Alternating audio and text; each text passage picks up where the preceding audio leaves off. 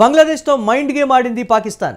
ముందు బంగ్లాదేశ్కు మద్దతు అంటూ పీసీబీ చీఫ్ కామెంట్స్ చేశాడు. జట్టును ప్రకటించిన తర్వాత ప్రభుత్వ అనుమతి అంటూ కూడా నాటకాలు ఆడాడు. ఇప్పటికే ఆర్థిక కష్టాల్లో పాకిస్తాన్ క్రికెట్ బోర్డు కూరుకుపోయింది. ఈ నేపథ్యంలో గతేడాది ఛాంపియన్స్ ట్రోఫీకి మైదానాలను ఆధునీకరణ చేసినటువంటి పరిస్థితి ఉంది పాకిస్తాన్లో. ఇక ఛాంపియన్స్ ట్రోఫీ నిర్వహించినప్పటికీ ఆధునీకరణ ఖర్చులు కూడా రాక ఇబ్బంది పడింది పాకిస్తాన్. ఇక టీ20 వరల్డ్ కప్ నుంచి తప్పుకుంటే 400 కోట్ల రూపాయలు నష్టపోనుంది పాకిస్తాన్ క్రికెట్ బోర్డు. ఇక బంగ్లాను సైడ్ చేసి టీ20 వరల్డ్ కప్ ఆడుతుంది పాకిస్తాన్. దీనికి సంబంధించి మరిన్ని అప్డేట్స్ మా కరెస్పాండెంట్ వెంకట్ అందిస్తారు. వెంకట్, పాకిస్తాన్ మైండ్ గేమ్ ఆడిందని అనుకోవాలా, లేకపోతే నిజంగా బంగ్లాదేశ్కి మద్దతు ఇచ్చి తప్పు చేశామని ఈ నేపథ్యంలో రియలైజ్ అయిన తర్వాత ఈ డెసిషన్కి వచ్చింది అనుకోవాలా? ఎలా చూడాలంటారు దీనికి సంబంధించి? మన ఇద్దరం మాట్లాడుకున్న సందర్భంలో కూడా నేను చెప్పాను, అంటే బంగ్లాదేశ్ క్రికెట్ బోర్డు విషయంలో మాత్రం పాకిస్తాన్ ఖచ్చితంగా మైండ్ గేమ్ ఆడుతుంది. అంటే వాళ్ళకి ఇప్పుడు పాకిస్తాన్ ఖచ్చితంగా టీ20 వరల్డ్ కప్ ఆడాలి. లేదు అని అంటే మాత్రం వాళ్ళు ఖచ్చితంగా అంటే 2025 ఛాంపియన్స్ ట్రోఫీ టైంలో పెద్ద ఎత్తున లాహోర్ లో కానీ కరాచీలో కానీ వాళ్ళు ఆ మైదానాలన్నింటినీ కూడా కొంత రెనోవేషన్ చేశారు. కానీ ఆ రెనోవేషన్ చేసినటువంటి డబ్బులు కూడా ఐసీసీ మ్యాచ్ ఏదైతే ఐసీసీ నిర్వహించినటువంటి టోర్నీకి సంబంధించి అగ్రజట్లు ఒక భారత్ మినహా ఆస్ట్రేలియా కానీ, ఇంగ్లాండ్ కానీ, సౌత్ ఆఫ్రికా కానీ, న్యూజిలాండ్ కానీ ఈ జట్లన్నీ కూడా అక్కడ ఆడినప్పటికీ కూడా వాళ్ళకి కనీసం రెనోవేషన్ ఖర్చులు కూడా రానటువంటి పరిస్థితి వచ్చింది. దీంతో వాళ్ళు పూర్తిగా నష్టపోయారు. ఆ తర్వాత ఆసియా కప్ విషయంలో కూడా వాళ్ళకి పెద్దగా మిగిలినటువంటి పరిస్థితి ఏం లేదు. దీంతో ఇప్పుడు కనుక వాళ్ళు ఆడకపోతే టీ20 వరల్డ్ కప్ కు సంబంధించి వాళ్ళు ఆడకుండా ఇదే వైఖరితో కనుక ముందుకు వెళ్తే మాత్రం ఖచ్చితంగా వాళ్ళు 350 నుంచి 400 కోట్ల వరకు నష్టపోయే అవకాశాలు స్పష్టంగా ఉంటాయి.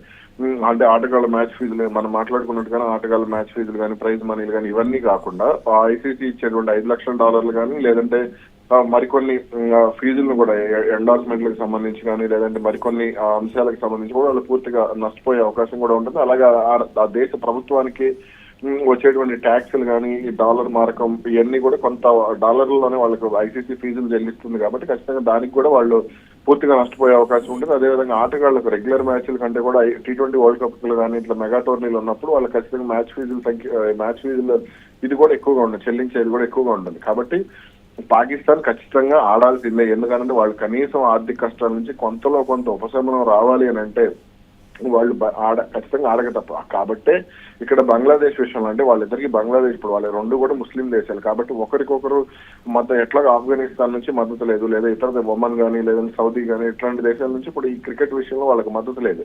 కాబట్టి ఇక్కడ వెనక వాళ్ళు ఆడకపోతే మాత్రం అంటే బంగ్లాదేశ్ కి సంబంధించి కొంత వాళ్ళకు దగ్గర సంబంధాలు ఉన్నాయి. కాబట్టి దీని విషయంలో ముందు మద్దతు ఇస్తున్నట్టే ఇచ్చి అంటే నిన్న జట్టును ప్రకటించారు, తెలివిగా జట్టును ప్రకటించేసి. ఎందుకంటే ఇప్పుడు ప్రాబబుల్స్ లిస్ట్ కనుక ఐసీసీకి సబ్మిట్ చేయకపోతే మీ టీం ఏది అనేది ఐసీసీ ప్రశ్నిస్తుంది. ఎందుకంటే వాళ్ళకి ఇప్పటికే ఇవ్వాల్సినటువంటి $5 లక్షల కూడా పాకిస్తాన్ క్రికెట్ బోర్డు ఖాతాలో డబ్బులు పడినాయి.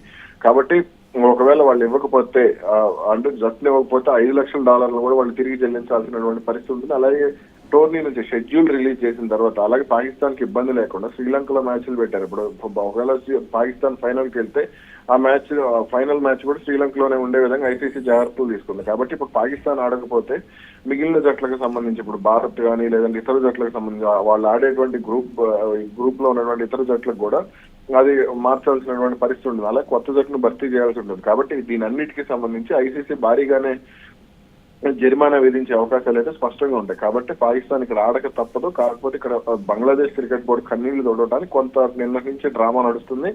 ఇందాక కూడా పాకిస్తాన్ ప్రధానితో ఆ దేశ క్రికెట్ బోర్డు అధ్యక్షుడు ఎవరైతే మోసీ నక్వీ ఉన్నాడో ఇందాక కూడా సమావేశం అయ్యాడు.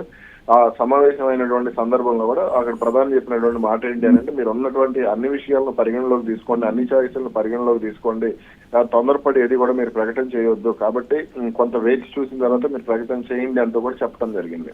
రైట్, అంటే క్రికెట్ ఆడుతున్నటువంటి ఇంటర్నేషనల్ అంటే కంట్రీస్ నుంచి కూడా మద్దతు సంగతి పక్కన పెడితే సొంత దేశంలో ఉన్నటువంటి అభిమానుల నుంచి ఆగ్రహ జ్వాలలు వ్యక్తమయ్యాయి కాబట్టి తలొగ్గిందనేటువంటి మరొక కామెంట్ కూడా వినిపిస్తోంది కదా, దీన్ని ఎలా చూడాలంటారు వెంకట్? మనం ఖచ్చితంగా ఎందుకనంటే వాళ్ళు ఇప్పటికే క్రికెట్ సంబంధాల విషయంలో కానీ పాకిస్తాన్ క్రికెట్ బోర్డు ఏదైతే అమెరికా అధ్యక్షుడు డొనాల్డ్ ట్రంప్ ను పెట్టుకుని వాళ్ళు ఆ దేశ ప్రభుత్వం ఎటువంటి డ్రామాలు ఆడుతుందో అవన్నీ కూడా దేశ ప్రజలు చూస్తూనే ఉన్నారు.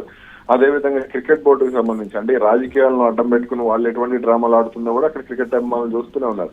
ఇప్పటికే వాళ్ళ చర్యల వల్ల ఈ ఉగ్రవాద చర్యల వల్ల తమ దేశం పూర్తిగా నష్టపోయింది, తమ దేశం పూర్తిగా అంటే అంధకారంలోకి నెట్టవేయబడిందనే ఆందోళన అయితే అక్కడ ప్రజల్లో కానీ క్రికెట్ అభిమానుల్లో కానీ ఉంది. ఒకప్పుడు పాకిస్తాన్ క్రికెట్ బోర్డు అంటే అగ్రశ్రేణి ఆటగాళ్లు ఉండేవాళ్ళు చాలా వరకు. ఇంజమాముల్ హక్ కానీ లేదంటే యూనిస్ ఖాన్ కానీ, మిస్బావుల్ హక్ కానీ, ఇలా వసీం అక్రమ్ కానీ, లేదా ఇమ్రాన్ ఖాన్ కానీ, ఇలా చాలా మంది బౌలర్లు, బ్యాట్స్మెన్, అద్భుతమైనటువంటి పేస్ బౌలర్లు ఉండేవాళ్ళు. కానీ ఇప్పుడు కనీసం అంటే ప్రొడక్టివ్ క్రికెట్ ప్రొడక్షన్ విషయంలో కూడా వాళ్ళు కొత్త బౌలర్లను తయారు చేసే విషయంలో కానీ, దూకుడైనటువంటి ఆటగాళ్లను తయారు చేసే విషయంలో కానీ వాళ్ళు ఖచ్చితంగా ఫెయిల్ అవుతూనే ఉన్నారు. ఎందుకనంటే ఇప్పటికే వాళ్ళకు ఉన్నటువంటి లిమిటెడ్ క్రికెట్ వల్ల, అలాగే పాకిస్తాన్ ప్రీమియర్ లీగ్ వల్ల కూడా వాళ్ళు తీవ్రంగా నష్టపోయినటువంటి పరిస్థితి ఉంది. ఇప్పుడు బాబర్ ఆజం కానీ, లేదంటే రిజ్వాన్ కానీ, వీళ్ళందరూ కూడా T20 ఆటగాళ్ళు అని చెప్పుకునే ప్రయత్నం చేస్తున్నా వీళ్ళ స్కిల్ కనపడలేదు. ఇప్పుడు భారత్ నుంచి మన అభిషేక్ శర్మ కానీ, సంజు శాంసన్ కానీ, తిలక్ వర్మ కానీ, లేదా సాయి సుదర్శన్ కానీ, ఇలా చాలా మంది ఆటగాళ్లు దూకుడుగా ఆడే ప్రయత్నం చేస్తూ ఉంటారు. అలాగే T20లకు సంబంధించి అంతర్జాతీయంగా కూడా వాళ్ళు సత్తా చాటుతున్నారు. కానీ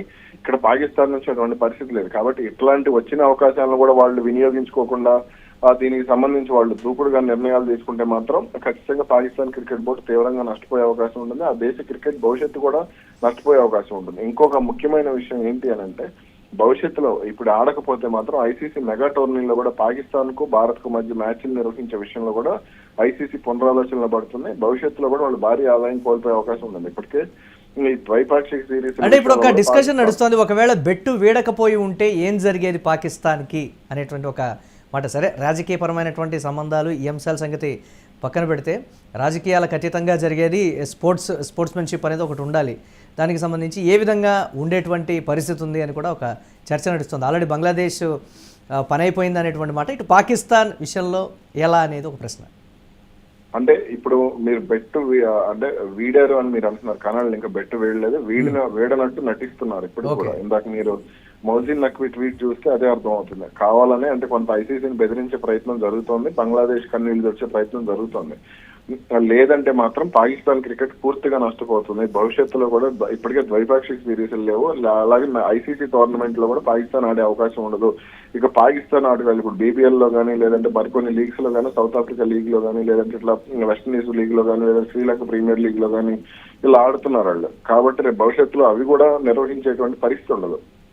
పూర్తిగా వాళ్ళని ఐసీసీ పక్కన పెడుతుంది, అలాగే ఇతర దేశాల క్రికెట్ బోర్డులు కూడా పక్కన పెట్టే అవకాశం ఉంటుంది. అంటే టోర్నమెంట్ ని ప్రకటించిన తర్వాత కూడా వాళ్ళు ఇటువంటి డ్రామాలు ఆడితే మాత్రం ఖచ్చితంగా పరిణామాలు అయితే తీవ్రంగానే ఉంటాయి. Right, thanks for updates Venkat. ఇక బంగ్లాదేశ్తో మైండ్ గేమ్ ఆడింది పాకిస్తాన్. ముందు బంగ్లాదేశ్కు మద్దతు అంటూ కూడా Pakistan cricket board chief comments అయితే చేశారు. జట్టును ప్రకటించిన తర్వాత ప్రభుత్వ అనుమతి అంటూ కూడా నాటకాలు ఆడినటువంటి పరిస్థితి అయితే ఉంది. ఇప్పటికే ఆర్థిక కష్టాల్లో పాకిస్తాన్ క్రికెట్ బోర్డు కూరుకుపోయింది. గతేడాది ఛాంపియన్స్ ట్రోఫీకి మైదానాలను ఆధునీకరణ చేసింది పాకిస్తాన్. అయితే ఛాంపియన్స్ ట్రోఫీ నిర్వహించినప్పటికీ ఆధునీకరణ ఖర్చులు కూడా రాక చాలా ఇబ్బంది అయితే పడింది పాకిస్తాన్. T20 వరల్డ్ కప్ నుంచి తప్పుకుంటే 400 కోట్ల రూపాయలు నష్టపోయేటువంటి పరిస్థితి ఉన్నటువంటి నేపథ్యంలో బంగ్లాదేశ్ను సైడ్ చేసి T20 వరల్డ్ కప్ ఆడుతుందనేటువంటి విమర్శలను అయితే ముట్టగట్టుకుంది. కానీ T20 వరల్డ్ కప్ స్టార్ట్ అయ్యేంత వరకు కూడా ఎటువంటి పరిణామాలు చోటు చేసుకుంటాయో అని కూడా ప్రశ్నార్థకంగా మారినటువంటి పరిస్థితి అయితే ఉంది.